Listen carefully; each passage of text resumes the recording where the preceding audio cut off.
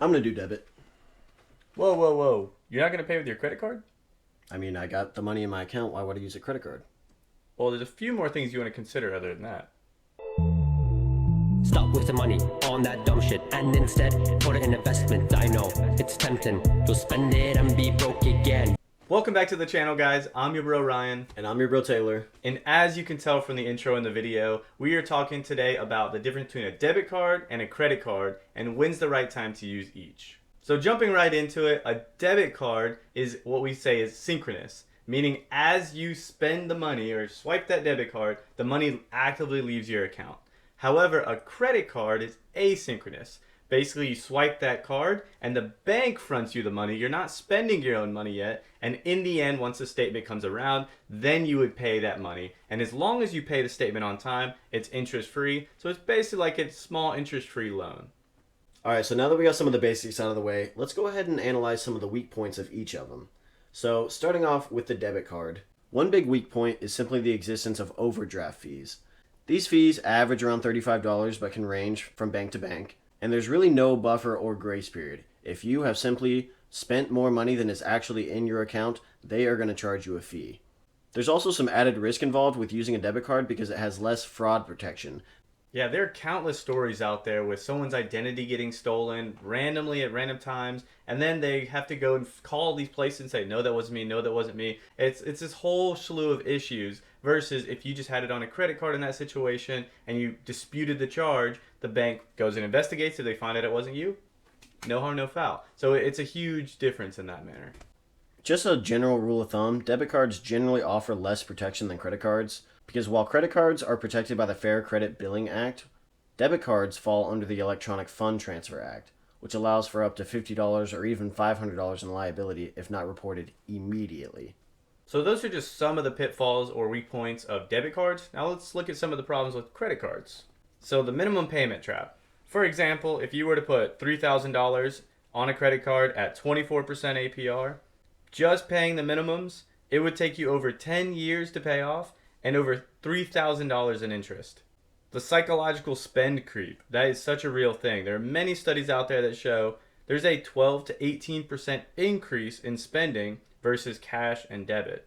And honestly, this kind of makes sense to me because if I'm like, I only have $100 in my pocket and I keep telling myself, oh, I know I put that $100 in my pocket or I only have this much in my bank account. Like, I'll constantly be like, I got to hoard it. I can't spend too much. Versus if I have a credit card, I'm like, I have a $25,000 balance or I have a $25,000 limit. Like, and I can go spend it and I just got to pay it off in a month or so. Yeah. Like I'm much more like, oh, this is okay. Yeah, you're way more likely to assume, oh, the money will come eventually. I'll be able to pay Right. this off in the future. You know, it's a can you can kick down the road versus cash or a debit card.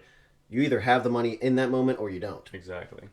And another thing people don't pay a lot of attention to that could be a silent killer or silent failure is your interest rate going up over time. If the bank has to raise that rate or the Fed raises the base rate, so then the bank raises that rate on the credit card, then you wouldn't really be paying attention to it, but you'll just know maybe your minimums are going up or you're paying more in interest over time and you're, again, not really paying attention to it. You just maybe have it set to auto pay. So hopefully you guys got a pretty good idea of some of the weak points of each. Now let's look at the output per unit input and really run the numbers on which one's better in what case. So for debit cards, it's pretty straightforward. You spend $1,000, you get $1,000 of stuff. Your rate of return is essentially zero. On the flip side, credit cards oftentimes will offer some rewards or cashback value that does give you a rate of return. If it offers 2% back on dining and you spend $100 out on some meal, you'll get $2 back. So your return on investment is 2%. And one other output we did want to mention was some credit cards do offer a sign-up bonus, which is essentially a one-time spike where you could get anywhere from 25,000 to 125,000 points. Now, the credit card output isn't all sunshine and rainbows. There is a way to make this essentially unoptimized, which simply means that you did not pay it off at the end of the month. So let's say you carried a balance at a 24% APR. Your rewards are wiped out in 1 month. Yeah, and so as you can tell, it's more if you choose to carry a balance, which one's better.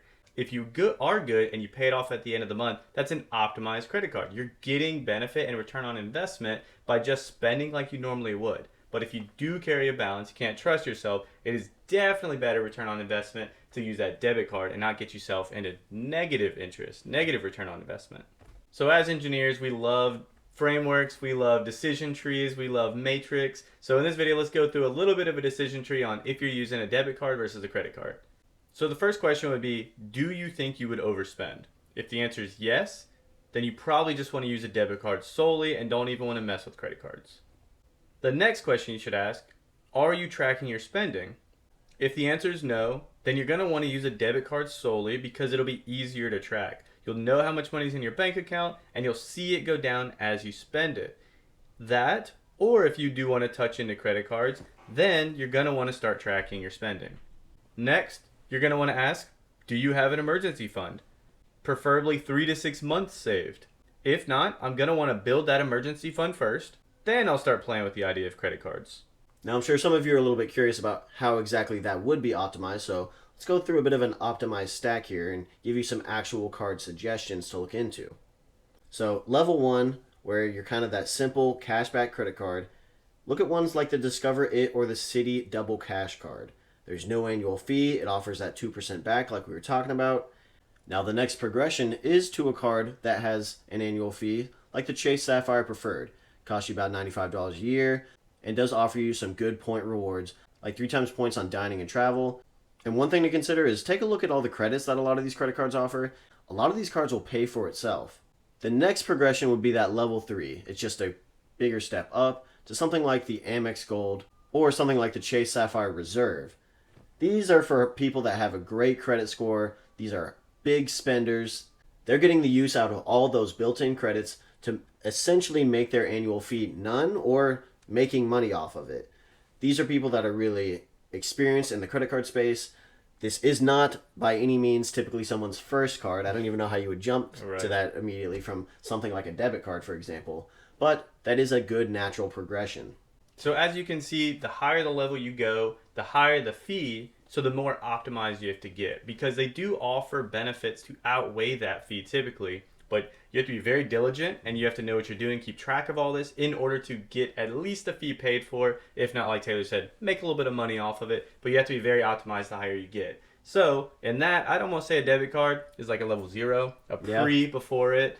And always make sure you're getting a credit card that fits your lifestyle. Like we said, if you dine out a lot, you would probably want to look for a card that has high dining benefits, whether it's points or it's credits back or whatever it is. Use DoorDash a lot. Look for a card that's beneficiary to you. Don't get a card going, everybody recommends this, or this one's really cool, and then go change your life around that. That's how you get in credit card debt. That's how you're unoptimized and get yourself into a lot of trouble. So please never do that. Outside of that, we really hope you guys got value out of this video. We always have a lot of fun making these. Please let us know in the comments if you have any recommendations or thoughts on this video or any of the content we put inside of it. Outside of that, please like, share with a friend, subscribe to the channel, and stay tuned for next week's video.